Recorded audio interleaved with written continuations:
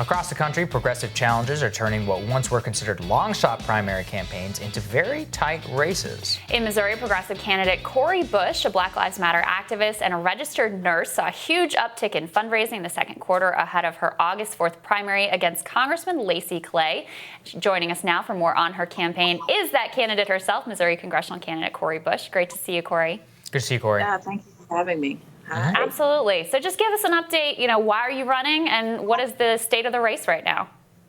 Yeah, so I'm running because, St. Louis has been in this position for way too long, 20 years under the same leadership that just says get along to get by, versus helping the people of St. Louis. We have to start to be on we have to have progressive change, and St. Louis has just been on a decline.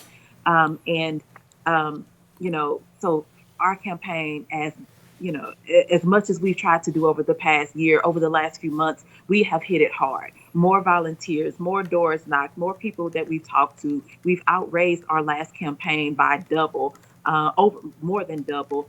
Things are really picking up, and people are starting to see that candidates like me, who just want to love our community and bring home change to our community, it's time for that. And Cori, one thing I'm interested in is that how has the protest movement swelled kind of your campaign, and has it given it new life? We saw that in Kentucky, that progressive challenger Charles Booker essentially only lost because of the mail-in vote, which came in before the protests. Since you have a longer, kind of moment in order to let that digest into your campaign, how has it impacted your candidacy? Do you think that it has been something that will put you across the finish line? Yeah, so it's a little different for the St. Louis area because Ferguson happened here in this particular district. And so people already knew me as the protester. They know me as the activist. That's what people know me more as. And so coming back around this time, I just fell back into that same, it was just the same mode. And so I don't know that it's necessarily helped me a whole lot in that way because people were used to that.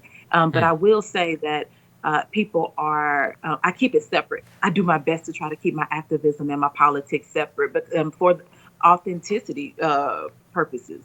But people still try to mix them together. Now, one thing I will say that it has helped with is national media, because people have said, hey, this is amazing that you're doing the organizing and protesting as well as running for office when both are their own full-time jobs. Yeah, well said. And what is your critique of Congressman Clay here?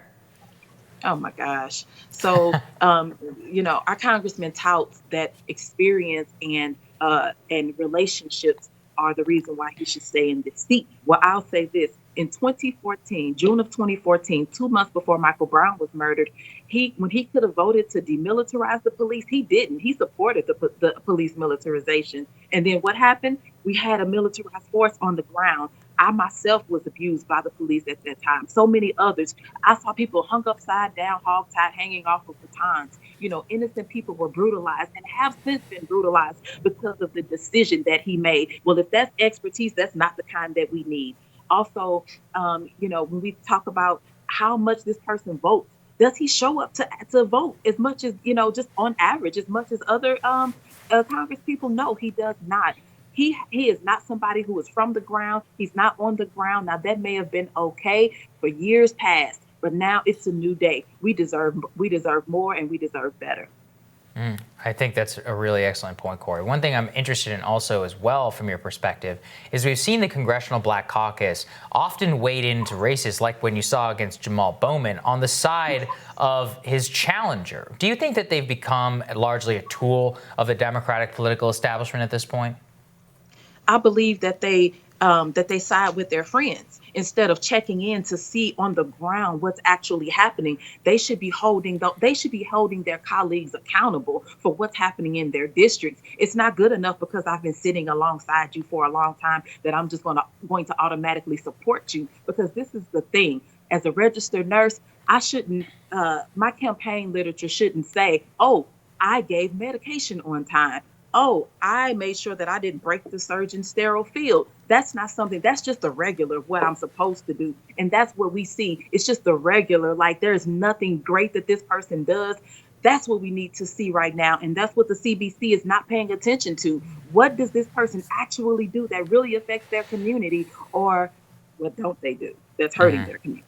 Yeah, and I think part of what we've seen this cycle and last cycle is more of a willingness to criticize Democrats who are holding power here in this town, leadership, the CBC, et cetera. And so talk a little bit about, if you do make it to Congress, or when you do make it to Congress, what your orientation will be like vis-a-vis Democratic leadership. It's part of why, they've been so nervous by Alexandria Ocasio-Cortez, why they were so nervous about Jamal Bowman and still are so nervous about him, is these were individuals who have been at times willing to criticize leadership here. Yeah, I mean, we have to be able to criticize leadership, because otherwise they get stagnant and stale. We have to criticize and hold people accountable.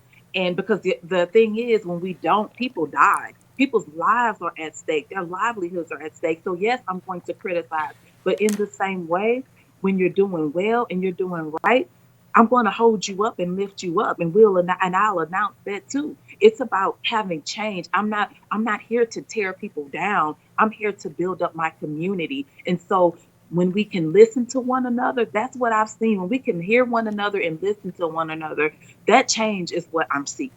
All right, Cori, where can people find out more about your campaign? Yes, go to CoriBush.org. I'm the good Bush. It's CoriBush.